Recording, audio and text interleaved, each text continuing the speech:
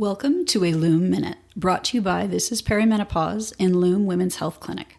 Bringing a fresh approach to women's health, Lume's state-of-the-art Toronto clinic offers personalized, in-person care for the midlife woman. In these bite-sized episodes, we're teaming up with Lume's medical team to help you make sense of perimenopause, one question at a time. Our goal? To give you reliable, bite-sized information that fits your busy life.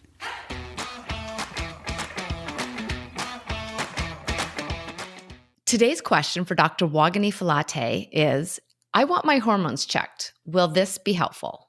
Such a great question. And we get asked this question all the time because like with other health conditions, you check your blood levels, you check your sugar levels, your kidney function. But for menopause, it's actually not helpful information. The time leading up to the menopause period is a time of fluctuating hormones. Your estrogen levels are up, they're down, they're up, they're down. Same with the progesterone. So it's not actually helpful information. One day you might check your estrogen level and it's low. A couple weeks later, it might be high. So it doesn't really provide us a lot of diagnostic information.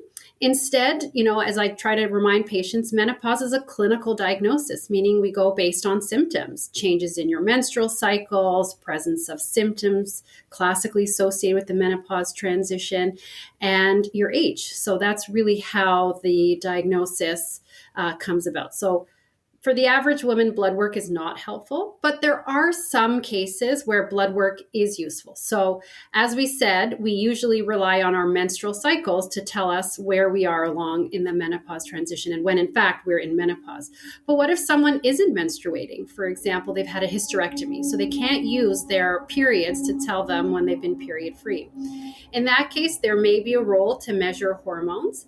And we're not measuring the estrogen and progesterone per se. We're measuring a hormone called FSH, follicle-stimulating hormone. And usually when you're approaching menopause or postmenopause, that value is high. Another group where measuring that FSH is helpful are those that take birth control pills. So again, your doctor may ask you, stop the pill for a couple of weeks, and then they will test that FSH level.